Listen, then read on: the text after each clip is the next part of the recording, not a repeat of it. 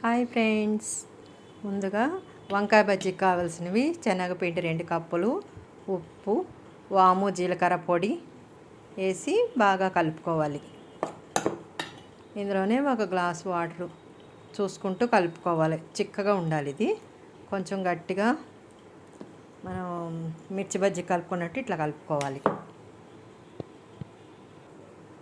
ఇప్పుడు ఈ వంకాయలు ఇట్లా ఉంటేనే ఉడుకుతుంది. మామూలు వంకాయలు అయితే అసలు ఉడకవు. ఒక గిన్నెలో వాటర్ తీసుకుని ఉప్పు పసుపు వేసిన నీళ్ళలో ఈ వంకాయలు కట్ చేసుకుని అన్ని వంకాయలన్నీ అందులో వేసుకోవాలి.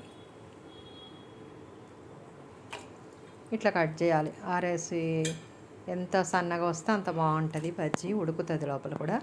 ఇట్లా కట్ చేసుకుని ఆ పసుపు వాటర్లో వేసి పక్కన పెట్టుకుందాం. ఇప్పుడు స్టవ్ వెలిగించి బాండి పెట్టుకుని ఆయిల్ పోసుకున్నాను. ఆయిల్ వేసి ఆ బజ్జీల పిండి తీసి అందులో ఒకటి ముంచి చక్కగా ఇట్లా బాండీలో వేసుకోవాలి. ఇట్లా ముందు హై మంట పెట్టేసి కాగిన తర్వాత చిన్న ఫ్లేమ్లో పెట్టేసి చక్కగా ఉడకనియాలి. అంతే అండి, ఎంతో రుచికరమైన వంకాయ బజ్జీలు రెడీ. మీరు కూడా ఇట్లా మీకు నచ్చితే లైక్ చేయండి, షేర్ చేయండి, సబ్స్క్రైబ్ ఫ్రెండ్స్.